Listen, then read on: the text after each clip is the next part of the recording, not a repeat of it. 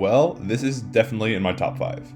Easter Carol is just truly one of the best episodes I've ever seen from VeggieTales. I think this episode actually means even more to me now looking back as an adult compared to when I saw it as a kid. And I'll get into why that is later on, but for now I'm going to give some background context just so everyone knows what I'm talking about. Let's rewind a little bit. The year was 2002 and their faith-based company Big Idea had just released their first feature-length movie, Jonah, a VeggieTales movie. Long story short, Phil wanted to keep pursuing feature-length films from then on out. Unfortunately, this would not be the case going forward due to high budget cuts from the financial problems that the movie encountered. I touched on a little bit of this in my overview of VeggieTales as a series, but whenever I get around to making a proper Jonah review, I'll go more to depth. But for now, all you need to know is that Big Idea went back to making 45-minute VeggieTales shows after all the problems the Jonah movie unfortunately brought upon itself. But the good news is that is when some of the best episodes was being written and produced. Phil and some of the other writers were throwing out some fresh ideas they could use for an upcoming episode, and that is when the origin for an Easter Carol came about. Easter Carol was released as a direct-to-video episode of VeggieTales in 2004, which basically kicked off the whole Silver Age of VeggieTales along with a few other episodes in that time period. The episode was created by the team at Big Idea Productions and also holds the record for the most animators working on any VeggieTales production, including Jonah. The story is a playful twist on Charles Dickens' classic tale, A Christmas Carol. The episode follows the character of Ebenezer Nezzer, who is a wealthy Easter egg producer in the town of London. Nezzer is obsessed with making eggs and has lost his sight of the true meaning of Easter. He plans to open a new Easter egg theme park that will overshadow the true meaning of the event. With the help of a wind-up music box named Hope, Nezzer is taken on a journey through time to learn the importance of what Easter is really all about through encounters with various characters and experiences. This is my favorite homage to Dickens' original story, A Christmas Carol, and yeah, it might be nostalgia, but if it makes you feel better, Muppets Christmas Carol makes it as my second favorite. The first thing I think is interesting to address is that instead of opening with the typical VeggieTales main theme and intro, in the opening shot we fade in from black to a somber Mr. Nezzer in a snowy graveyard. I think this is a pretty obvious tonal shift compared to the other Veggie episodes, and I really think it works for various reasons. But we will get to that more why that is later on. I think it's just a great intro despite it being like only 20 seconds long. It's a great setup for what kind of character arc and journey we're about to go on. We transition into 1800s London, and we get to see the people of the town anticipate the coming of Easter with the first song, Another Easter Day. This opening song is just joyfully terrific along with seeing everyone excited about Easter.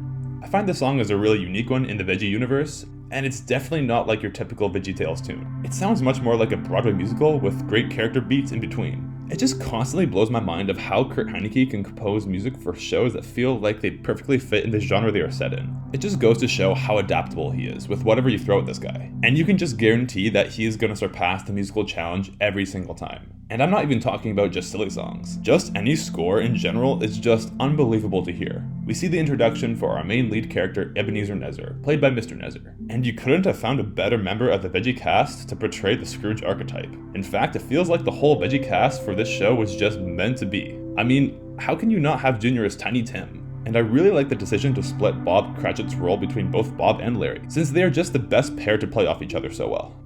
And for all the main lead roles Bob and Larry get in every other story, I like their inclusion this time around to be more like side characters in this story, which I think works out nicely for the plot beats of the screenplay. Also, just great comedic bits too, like when they persistently try to sneak in the factory. We see Nezzer approach his factory as we switch tones from a light and cheery introduction of London to a hard, cold industrial factory to the point where the robotic chickens are almost scary sounding. Adding on to the metaphor that this is the state of Nezzer's mentality about Easter. I love it so much, it's so good. The low brass horns is also a nice musical touch that add on to the vibe of the setting, which also brings us to apparently the longest VeggieTales song to date. 113 years. This is actually a masterfully well done song though. It does what any good musical should do, which is further the plot and characters and add to the progression of the story. I love how the song goes from a soft tone explaining Nezzer's vision of Easter to a hard musical key change when he becomes more aggressive and fed up with the others not seeing it the way he does. It's still the same song playing, but just more intense with just more orchestra and also obvious tonal change. I mean it when the score is really impactful. It gives unnerving chills every time I see how the events play out at the end of the song. Our characters walk back to their homes as they contemplate what just happened and what is also going to happen when Nezzer said he was going to tear down the church.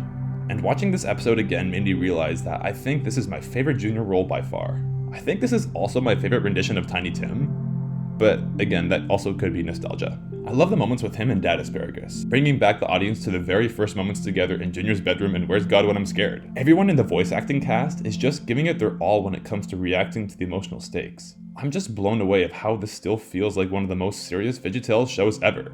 But in a good way. We cut back to Nezzer's factory and see Ebenezer plan Easterland as he views the blueprint late at night. And when Ebenezer falls asleep, we get to see Grandma Nezzer as the vision who tells him that a visitor will be coming to set things straight. First thing I just want to say is that Tim Hodge as the voice of Grandma is so funny. Basically any voice acting credit this guy gets is always amazing. Whether it's Khalil, Grandma Nezzer, even Lutfi. And secondly, I like the clever switch from the original source material where instead of Grandma being an actual ghost like how Jacob Marley was in Christmas Carol, I think this works better for the child-based viewers this series is intended for, since Big Idea would probably not want to be the ones advocating for speaking to dead spirits to the core audience. And second of all, I love the song You Should Have Listened Ebenezer. It's a really fun short one that has an upbeat, goofy tune that gives some levity from the dramatic weight of the previous scenes. Also, you gotta love when Bob and Larry always resolve to the result of thievery when they don't know what else to do. But I guess Bob didn't learn his lesson from the Star of Christmas. We eventually see that the strange visitor who was sent to Nezzer is actually a wind-up music box named Hope. And overall, I think Hope is a good character. There's ways where I feel like it could have gone wrong easily, as far as animation goes for this humanoid-like model interacting with vegetable characters. But I think the execution was well done. Taking a note from Toy Story with more cartoonish features that respond well to 3D animation, instead of just rendering a regular human model. And on top of that, I think Rebecca St. James did a nice and fine job, as far as voice acting goes. We will talk about Hope's song later on, but I like her as a spirit guide substitute, and plays off Nezzer well with her feisty attitude in all their interactions. Hope continues to show Ebenezer the shadows of his past and present, basically playing off the exact beats of the original Christmas Carol story, with just a few swap outs and substitutions that make this version feel fresh and original. And also, really weird side note, I love this moment where Nezzer just says, I like that crazy beat. But jokes aside, I actually love how creative this scene is specifically, explaining how Nezzer got his mechanical chickens in a very inventive way. The writers found a fun way to explain how Nezzer got where he is by doing a spoken word kind of thing, or a subtle ad-libbing rap. I find that this is where lots of the real emotional beats are. Everything from Nezzer seeing the asparagus family all the way till Easter future is shown. This moment surprisingly chokes me up all these years later when Nezzer is confused about why Junior's parents are calm about Edmund's passing. When you realize that Nezzer is a character who doesn't understand the concept of death and why he cannot be content with it, this is basically the breaking point for him. And I think that's what makes the transition from this scene to Hope's song so powerful. I also find it interesting that the way how they tell the gospel story through the stained glass windows, which is brilliant. But something else I think is also very interesting is that the characters never say Jesus' name or Christ explicitly, but only reference him through the visual rather than the audible. I think it gets the point across nicely without having to run into the trouble of the classic elephant in the room that Big Idea always tries to steer clear of, which is not to portray Jesus as a vegetable or even in this context to imply that Jesus died for the vegetables in this universe, regardless if Jesus was portrayed either by a human being or a vegetable, which would just end up in a theological disaster. So I think it's very clever how the folks at Big Idea steered clear from all of that and just told the story about Jesus, and what he did for the viewer rather than the active characters in the story. Just good writing all around from Vischer, and I'm glad I can admire that much more looking back at this episode through the adult perspective. And on the artistic note, I love the stained glass and design from all the highlights of Jesus' ministry, seeing all the details from certain parts of the Gospels depicted on screen. And yeah, I'll say it, I think this does it way better than King of Kings. Hope's song is just incredible. Some people might think it sounds too contemporary or not even in the same style of VeggieTales in general, but I think it works because this episode from the very beginning has always been very clear that it was going to have a very different tone, compared to other Veggie shows that have come before and after it. This actually might be the heaviest VeggieTales episode for all the right reasons because of the gospel message, which is why I think this song works so well. And as we transition into Easter future, I want to give a few notes on this point. Lots of interpretations I've seen from A Christmas Carol always have the biggest emotional weight when it came time to show the future. And this is no exception. In fact, for me, it might be the most impactful because of the direct tie-ins to Christ, and what the world would be like if he never came along with the hope that he gives. You don't have to show the Scrooge archetype character dangling his body over the lake of fire, or a gigantic earthquake of evil spread. All you have to do is show where characters get their hope and strength from to begin with, which comes from Christ, and then later on see a backwards world where no one has faith. No one has strength, and most of all, no hope after death. Like how VeggieTales surprisingly goes all out on, just by showing a few sad images that we are used to seeing if you know the story of A Christmas Carol. And the music makes everything 10 times more emotional, especially in this scene, when the character of Hope leaves Ebenezer. And wow, what an image to end on. seeing Nezzer get crushed by his own ambition to take down the church right before he wakes up. Nezzer wakes up and realizes that the whole night was just a dream. While still a bit shaken, he quickly rushes to the church. Ebenezer arrives just in time before the workers tear down the church and tells them to stand down. And seeing Nezzer's full character arc is actually so incredible, explaining the very hope of Easter and what it means to others in the church right after he intervenes from getting it torn down. It's such a great emotional end to the story for how the character comes to his full resolution. This is easily my favorite show that Nezzer stars in. And honestly, I think the show could have easily ended right here, but the climax with the factory is such a great way to send it off with the end of the episode. I don't think it's necessarily needed, but hey, it works for me as an action movie buff. Even Phil Vischer admitted as much in the commentary. Like, how can we make this better than Dickens? We'll put an explosion in! Yeah, the ending is a little, for a modern audience, that's used to seeing car chases and aliens, Flames. wars, poor and Bob stuff. can't get out. But yeah, I think it's a fun way to cap off the otherwise very heavy and emotional weight of the story, and to leave the audience with something that shakes their seat in a fun way.